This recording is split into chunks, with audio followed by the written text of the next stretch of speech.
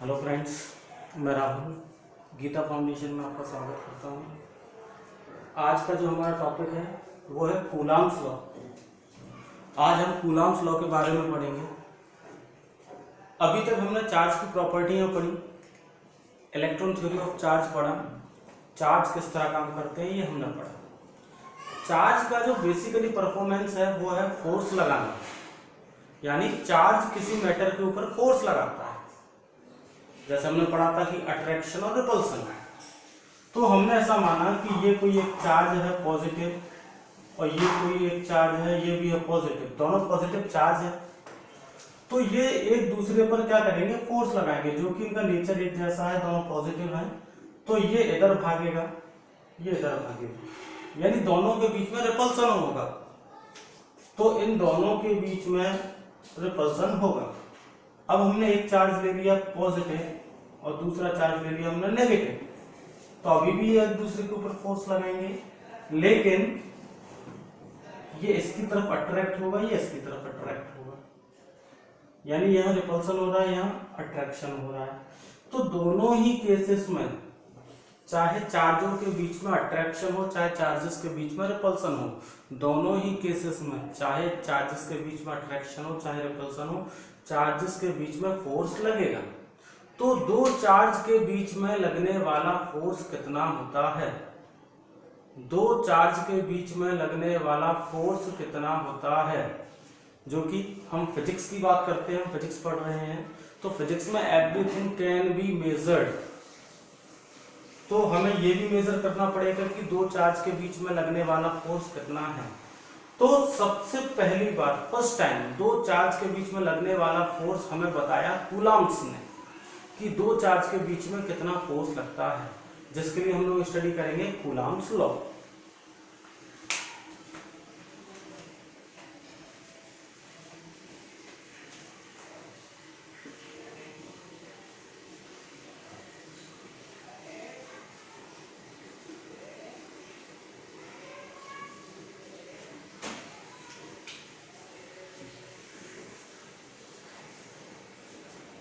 In 1785, Charles Augustin de Coulomb. In 1785, Charles Augustin de Coulomb measured the force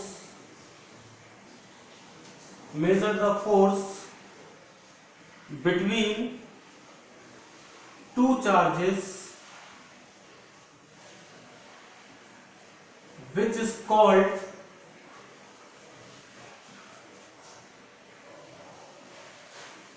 Coulomb's law.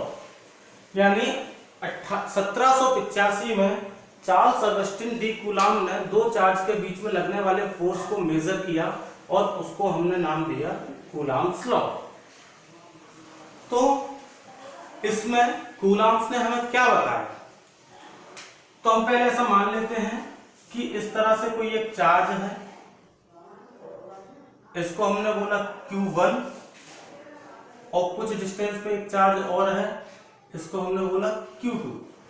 Q1 Q2 दो charges हैं, दोनों charge के बीच की distance है small r, आप d मान सकते हैं, x मान सकते हैं, जो मानना चाहें। Q1 Q2 दो चार्ज हैं, इनके बीच की डिस्टेंस है r। हमने मान लिया दोनों ही ये पॉजिटिव चार्ज है, तो ये इधर भागेगा और ये इधर भागेगा, यानी पॉजिटिव है, दोनों सेम चार्ज है, तो उनके बीच में रिपल्सन होगा। ओके, या अगर मैं ऐसा मान लेता हूं कि ये हमारे पास कोई चार्ज है Q1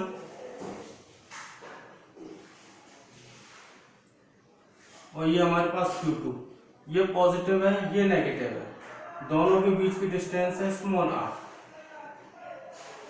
तो इस कंडीशन में रिपल्सन हो रहा है, इस कंडीशन में अट्रैक्शन हो रहा है, तो दोनों ही कंडीशन में फोर्स लगेगा, चाहे अट्रैक्शन हो चाहे रिपल्सन हो। यानी कि अगर हम किसी को धक्का मारें तब भी हमें ताकत लगानी पड़ेगी, फोर्स लगाना पड़ेगा, या हम किसी को खींचे तब भी हमें ताकत लगानी पड़ेगी, फोर्स लगाना पड़ेगा। यानी बेसिकली चाहे अट्रैक्शन हो चाहे रिपल्सन हो, दोनों ही कंडीशन में चार्जेस के बीच में क्या लगेगा, फोर्स लगेगा। तो वो फोर्स कितना है, उस फोर्स को कैलकुलेट किया सबसे पहले कूलम्ब्स ने, उसी के लिए हम ये डेरिवेशन पढ़ रहे हैं। तो मैंने एक रिपल्सन के लिए डायग्राम बना दिया, एक अट्रैक्शन के लिए डायग्राम बना दिया। तो कूलम्ब्स ने चार्जेस को लेकर हमसे दो बातें कही और उन दो बातों के बेसिस पर उन्होंने कूलम्ब्स लॉ ड्राइव किया। तो कूलम्ब्स ने ऐसी वो दो बातें क्या कही हमसे, तो देखो हमने लिखा इन 1785 Charles Augustine D coulomb measured the force between two charges which is called Coulomb's law.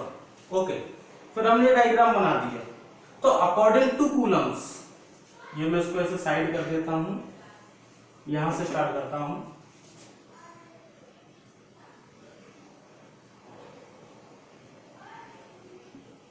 According to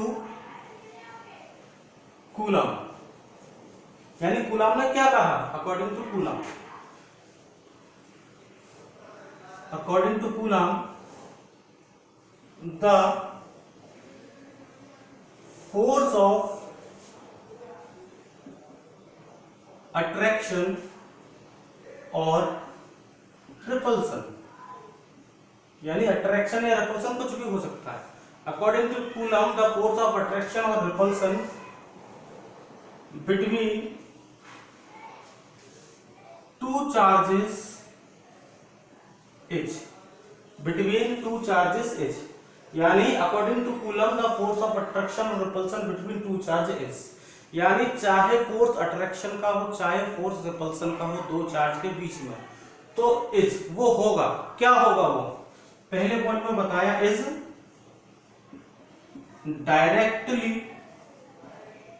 proportional, is directly proportional to the product of charges Q1 and Q2, यानी कूलम्ब्स ने हमसे पहली बात कही कि according to Coulomb the force of attraction और repulsion between two charges is, पहली बात क्या कही कि directly proportional to the product of charges Q1 and Q2, यानी ये जो दो चार्ज है Q1 और Q2, तो इन दोनों के बीच में जो फोर्स लग रहा है, इन दोनों के बीच में जो फोर्स लग रहा है, वो फोर्स जो है, पहली कंडीशन क्या है उस फोर्स की कि वो फोर्स डायरेक्टली प्रोपोर्शनल होगा दोनों चार्ज के प्रोडक्ट के। जो मैंने कहा एक ये चार्ज है एक ये चार्ज है, दोनों के बीच में फोर्स लग रहा है, तो इनके बीच में जो फोर्स लग रहा है ना, वही फोर्स तो हमें बताना है। तो वो फोर्स दो कंडीशन को फॉलो करता है कूलम्ब्स के अकॉर्डिंग। तो पहली कंडीशन क्या है कि वो जो फोर्स दो चार्ज के बीच में लग रहा है ना, दोनों चार्ज के प्रोडक्ट के डायरेक्टली प्रोपोर्शनल होगा। जो फोर्स दोनों चार्ज के बीच में लग रहा है, पहली कंडीशन ये है कि दोनों चार्ज के प्रोडक्ट के डायरेक्टली प्रोपोर्शनल होगा। तो हमने यहाँ लिखा directly proportional to the product of charges Q1 and Q2। तो मैं इसको इस तरह लिख सकता हूं कि force directly proportional Q1 into Q2। Okay, अब दूसरी कंडीशन इन्होंने हमारे सामने क्या रखी, पहला तो दोनों प्रोडक्ट के डायरेक्टली प्रोपोर्शनल होगा फोर्स, दूसरी condition inversely proportional to the square of distance between the charges Q1 and Q2, यानी ये जो चार्ज है कोई सा भी आप मान सकते हैं, ये चार्ज के बीच की जो डिस्टेंस है यहां से यहां तक r, यहां से यहां तक r, तो इस डिस्टेंस के इनवर्सली प्रोपोर्शनल होगा स्क्वायर के। हम यहां लिखेंगे force inversely proportional to 1/r square, inversely proportional distance के स्क्वायर के। तो ये दो बातें हमें कूलम्ब्स ने समझाई, ये दो बातें कूलम्ब्स ने हमें बताई। पहली क्या कि जो फोर्स है चार्ज के बीच में, उन दोनों के प्रोडक्ट के, चार्ज के प्रोडक्ट के डायरेक्टली प्रोपोर्शनल और चार्ज के बीच की डिस्टेंस के स्क्वायर के इनवर्सली प्रोपोर्शनल। तो डिस्टेंस कितनी है r इनवर्सली, तो हमने 1/r लिख दिया, स्क्वायर बोला तो हमने स्क्वायर लगा दिया। अब आप देखेंगे मैं इन दोनों इक्वेशन को एक साथ मिलाकर लिख देता हूं, तो मैं इसको ऐसे लिख सकता हूं, therefore force proportional Q1 into Q2 upon में आर स्क्वायर। मैं इसको ऐसे लिख सकता हूं, force proportional Q1 Q2 upon में आर स्क्वायर। इसके बाद यहां से मैं लिखता हूं, मैं इस फोर्स को F लिख सकता हूं, F, और ये प्रोपोर्शनल Q1 Q2 अपॉन में आर स्क्वायर, इस तरह मैंने लिख दिया। अब हमें पता है प्रोपोर्शनल का सिंबल हटेगा, इक्वल का सिंबल आएगा और उसके साथ में कांस्टेंट हम लिखते हैं। ये हटा के हमने बराबर का निशान लगाया, एक कांस्टेंट आ गया, किसी ने k यूज किया, किसी ने c यूज किया, मैं यहाँ c यूज करता हूँ, तो मैंने इसको हटा के मैंने कांस्टेंट लगा दिया c, और बाकी ये हमने Q1 into Q2 अपॉन में आर स्क्वायर, ये हमने इस तरह लिख दिया। और ये हमारा कूलॉम्स लॉ का एक जनरल एक्सप्रेशन बन गया, यानी इस रिलेशन से हमने कूलॉम्स लॉ का एक जनरल रिलेशन बनाया कि अगर दो चार्ज के बीच में फोर्स लग रहा है तो हम इस फॉर्मूले की मदद से उस फोर्स को बताएंगे, इस फॉर्मूले की मदद से उस फोर्स को बताएंगे। ठीक, अब इसके बाद में हमने इसके वेरियस केसेस देखे कूलॉम्स लॉ के, जो कि हम लोग एसआई सिस्टम को फॉलो करते हैं, तो एक हमारा एसआई सिस्टम हो गया। तो हम इस एक्सप्रेशन को, ये हमारा कूलॉम्स लॉ यहां तक हमने भी कर लिया, तो हम इस एक्सप्रेशन को पहले एसआई सिस्टम में फॉलो करके देखेंगे, उसके बाद सीजीएस सिस्टम में फॉलो करके देखेंगे। तो ये पूरा तभी कंप्लीट होगा, अभी ये कंप्लीट नहीं होगा। अभी केवल हमने इस कूलॉम्स लॉ का एक जनरल एक्सप्रेशन यहाँ पर शो किया है। आप देखेंगे, एक बार मैं रिपीट कर देता हूँ। सबसे पहले हमने डेफिनेशन लिखी यहाँ तक, इसकी डेफिनेशन के बाद ये मैंने दो डायग्राम बनाए हैं, एक ये डायग्राम बनाया है, दूसरा ये डायग्राम बनाया है। ये दो मैंने इसलिए बनाए, आप चाहें तो एक ही बना सकते हैं दोनों में से कोई भी, क्योंकि ये हमने इसलिए बना दिए, ये रिपल्सन शो कर रहा है, ये हमने इसलिए बना दिए, अट्रैक्शन शो कर रहा है। तो रिपल्सन और अट्रैक्शन दोनों ही कंडीशन में फोर्स लगेगा, वो फोर्स कितना होगा, तो फिर हमने उसके बाद यहाँ से लिखा, ये मैं ऐसे लाइन खींच देता हूँ। उसके बाद हमने यहाँ से लिखा, according to Coulomb the force of attraction और repulsion between two charges is, यानी कूलम के अकॉर्डिंग जो अट्रैक्शन या रिपल्सन का फोर्स लग रहा है दो चार्ज के बीच में, वो कितना है, तो वो डायरेक्टली प्रोपोर्शनल है दोनों चार्ज के प्रोडक्ट के, तो force is directly proportional Q1 Q2। दूसरा वो इनवर्सली प्रोपोर्शनल है फोर्स किसके, दोनों चार्ज के बीच की डिस्टेंस के स्क्वायर के, तो force inversely proportional 1/r square. इसके बाद हमने इन दोनों को कंबाइन करके इस तरह लिख दिया। फिर इसके बाद मैंने यहाँ लिखा है, फोर्स की जगह हमने F यूज किया, बाकी इस तरह लिख दिया। फिर हमें पता है प्रोपोर्शनल का निशान हटता है, बराबर का निशान आता है, कांस्टेंट आता है, तो हमने इसको हटा के इक्वल का निशान लगा दिया, C कांस्टेंट, और ये हमारा एक जनरल एक्सप्रेशन बन गया कूलॉम्स लॉ का। तो यहाँ तक हमने कूलॉम्स लॉ का जनरल एक्सप्रेशन बना दिया। अब हम इसको क्या करेंगे, एसआई सिस्टम और सीजीएस सिस्टम में इसको फॉलो करके देखेंगे।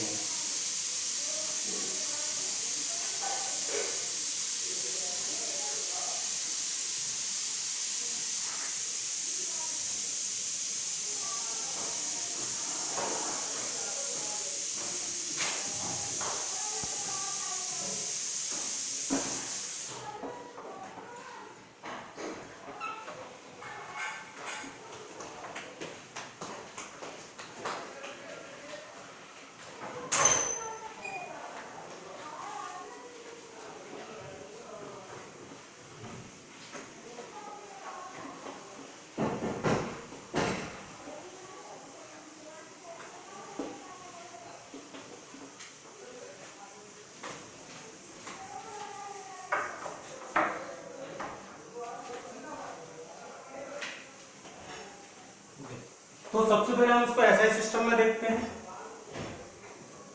इन एसआई सिस्टम,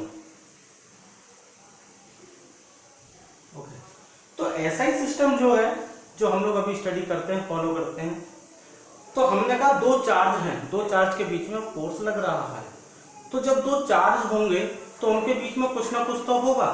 जैसे मैं आपसे कहूँ ये एक चार्ज है, ये एक चार्ज है, तो इनके बीच में भी कुछ नहीं है। आप कहोगे सर कुछ नहीं है इसके बीच में, लेकिन एयर है इसके बीच में। इसके बीच में क्या एयर, हमारे चारों तरफ ऑक्सीजन एयर है, तो इसके बीच में कुछ नहीं है, तो एयर तो है। तो ऐसा ही सिस्टम में हम ऐसा मानते हैं कि दो चार्ज के बीच में एयर है या वैक्यूम है, तो हमने उसको मीडियम का नाम दे दिया। किसका नाम दे दिया? मीडियम का।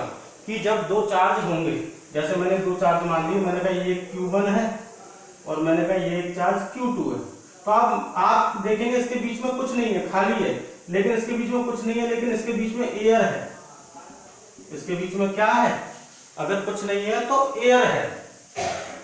तो ऐसा ही सिस्टम में हम मानते हैं दो चार्ज के बीच में एयर या वैक्यूम, एयर या वैक्यूम है। चलो कभी कभी हम एयर या वैक्यूम को हटा देते हैं, कोई और मीडियम लगा देते हैं, तो वहां हम मीडियम यूज करने लगते हैं। वो अभी मैं आपको आगे के लेक्चर में अच्छे से क्लियर करूंगा। तो इन ऐसा ही सिस्टम, तो हम इसमें लिखेंगे in this between the charges is air और वैक्यूम, यानी इसमें हम चार्जेस के बीच में एयर या वैक्यूम मानते हैं। ठीक है, एयर या वैक्यूम हम इसमें मानते हैं। तो अगर आपको याद हो, जब हम चार्ज के बीच में एयर या वैक्यूम मानते हैं, अभी अभी हमने एक जनरल एक्सप्रेशन बनाया था कूलम्ब्स लॉ का। वो क्या था? F equals to C Q1 Q2 upon में R²। ये अभी अभी हमने एक जनरल एक्सप्रेशन बनाया था। तो ये जो C है ये क्या था? कांस्टेंट। ये जो C है ये क्या था हमारा? ये कांस्टेंट था। और कौन सा कांस्टेंट?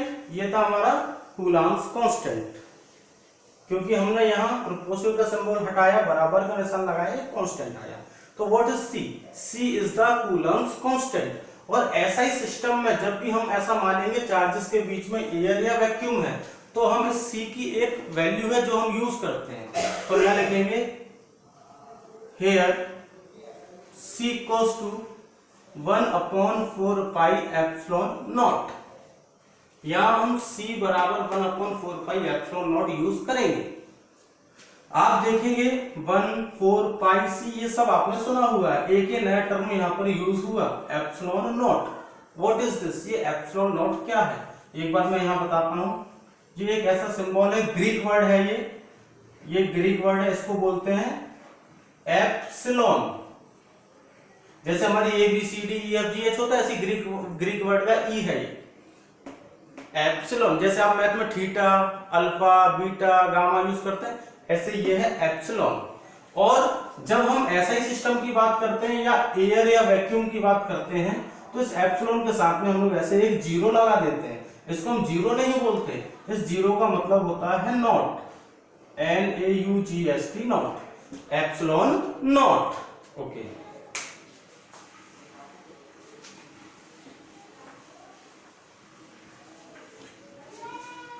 तो हमने C बराबर 1/4 पाई एप्सिलॉन नॉट, ये हमारे ऐसे ही सिस्टम में कांस्टेंट की वैल्यू होती है। देयरफॉर F इक्वल्स टू, इस C की जगह हमने 1/4 पाई एप्सिलॉन नॉट इनटू में Q1 Q2 अपॉन में R² लिख दिया। और ये हमारा ऐसा ही सिस्टम में फॉर्मूला बन गया कूलम्ब्स लॉ का, जो कि ये फोर्स है और फोर्स की यूनिट क्या होती है? न्यूटन। तो हमने इसको यहाँ पर क्या लिख दिया? न्यूटन। अब हम थोड़ा सा एप्सिलॉन नॉट के लिए यहाँ पर बता देते हैं, where epsilon naught is permittivity of free space. इसको एप्सिलॉन नॉट को हम परमिटिविटी बोलते हैं फ्री स्पेस की, यानी दो चार्ज के बीच में जो खाली जगह है, दो चार्ज के बीच में जो खाली जगह है, उस स्पेस की परमिटिविटी बोलते हैं हम इस एप्सिलॉन नॉट को। और ऐसा ही सिस्टम में हमने एयर या वैक्यूम के लिए इसकी एक वैल्यू फिक्स की है। ऐसा ही सिस्टम में हमने इस एप्सिलॉन नॉट की एक वैल्यू फिक्स की है। तो हमने लिखा where epsilon naught is permittivity of free space whose value is 8.85 into 10 की पावर -12, 8.85 इंटू 10 की पावर -12, ये वैल्यू हमने इसकी फिक्स की है और ये वैल्यू केवल एयर और वैक्यूम के लिए है और ये value medium to medium change होती रहती है। ये वैल्यू केवल एयर या वैक्यूम के लिए है, अगर मीडियम चेंज हो जाएगा तो ये वैल्यू भी चेंज हो जाएगी। इसके आगे वाले लेक्चर में मैं आपको केवल परमिटिविटी ही पढ़ाऊंगा, एक लेक्चर पूरा परमिटिविटी के ऊपर बनाऊंगा। अभी हम पहले कूलॉम्स लॉ को कंप्लीट करते हैं। तो where epsilon naught is permittivity of free space whose value is this value changes with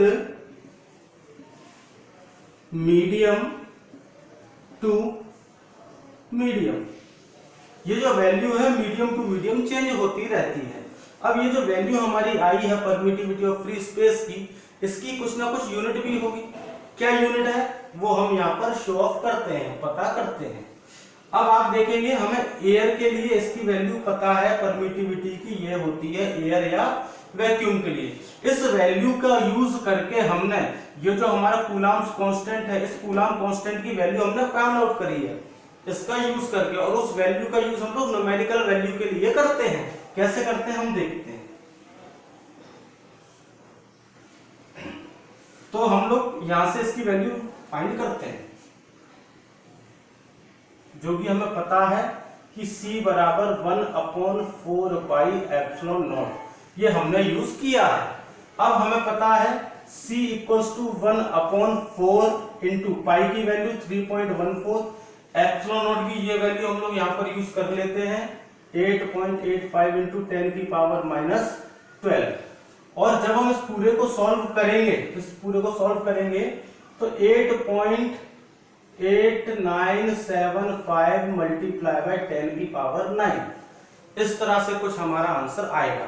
तो हम इतना बड़ा आंसर ना लिखते हुए इसको एक एवरेज वैल्यू हमने दे दी c इक्वल्स टू 9 इंटू 10 की पावर 9, यानी कूलॉम कांस्टेंट जो है ये उसकी ये वैल्यू आ गई c इक्वल्स टू 9 इंटू 10 की पावर 9। यानी जब हम एक्सप्रेशन लिखेंगे तो ये लिखेंगे, जब हम न्यूमेरिकल सॉल्व करेंगे तब हम इसको इस तरह लिख देंगे। देयरफॉर हमने c की वैल्यू निकाल ली, देयरफॉर f बराबर c की जगह हम क्या लिख सकते हैं 9 इंटू 10 की power 9 into q1 q2 upon में r स्क्वायर। तो ये भी हमारा एक रिलेशन आ गया और यहाँ पे लिखेंगे न्यूटन। तो ये रिलेशन कब यूज करेंगे, जब न्यूमेरिकल करेंगे।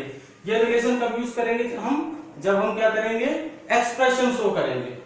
अब आप देखेंगे इसकी कूलॉम कांस्टेंट की कुछ यूनिट होगी, और यहाँ हमने ये जो लिखा परमिटिविटी ऑफ फ्री स्पेस, इसकी भी कुछ ना कुछ यूनिट होगी।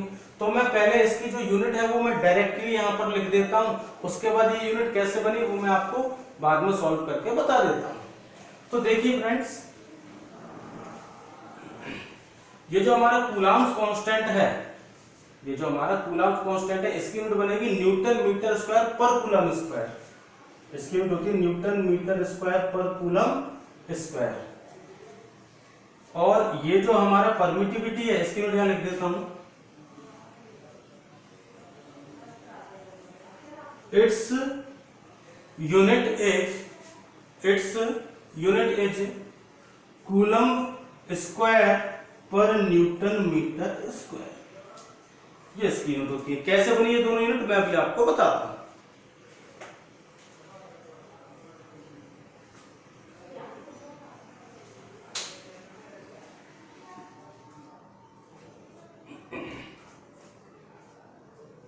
तो ये हमारा एसआई सिस्टम था अभी। अब इसके बाद सीजीएस सिस्टम में हम इसको कैसे फॉलो करते हैं।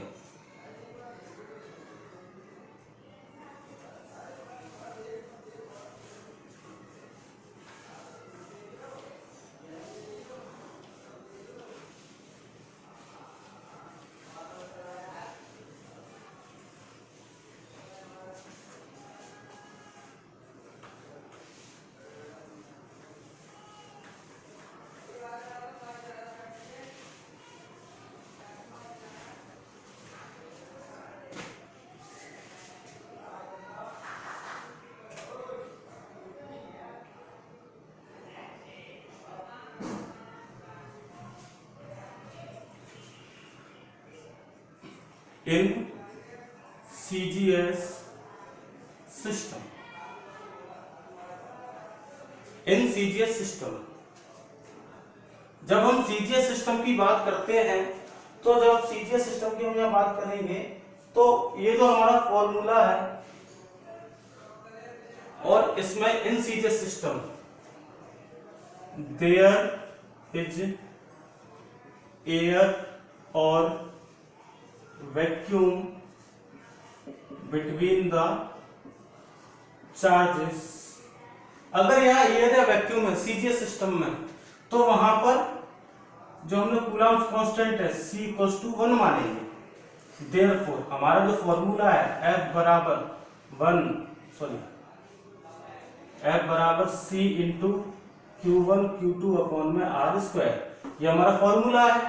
और जब एयर या वैक्यूम की बात करेंगे CGS सिस्टम में तो C की वैल्यू हम कितनी मानते हैं, 1 मानते हैं, और C की जगह 1 रख देंगे तो ये हमारा एक्सप्रेशन Q1 Q2/R² हो जाएगा, केवल यही। और इसकी यूनिट क्या होती है, डायल। इसकी यूनिट क्या होती है, डायल।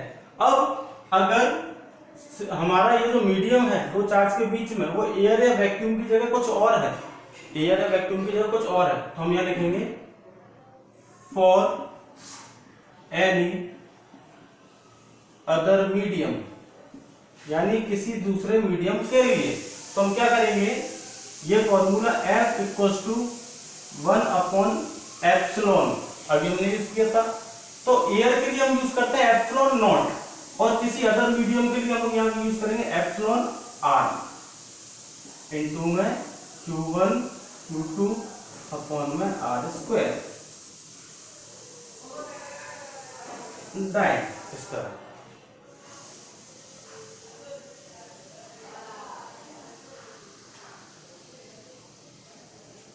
तो इस तरह हमारे ये CGS और SI सिस्टम, यहाँ तक हमने कूलम्ब्स लॉ को पढ़ा और आप उसके प्रॉपर नोट्स बनाए, बिल्कुल जिस तरह मैंने सीक्वेंस वाइज लिखा उसी तरह।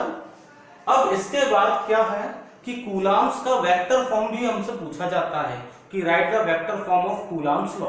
तो कूलम्ब्स लॉ का वेक्टर फॉर्म पढ़ने से पहले मैं आपको ये जो एक वर्ड हमने यूज किया था परमिटिविटी, तो इसके बाद जो नेक्स्ट हमारा लेक्चर होगा वो टोटल ही परमिटिविटी के ऊपर होगा कि परमिटिविटी क्या होती है, किस तरह काम करती है, कितने तरह की परमिटिविटी होती है। तो ये सारी चीजें हम लोग पढ़ेंगे नेक्स्ट टॉपिक में। जब तक के लिए इतना ही। मैं राहुल, थैंक यू।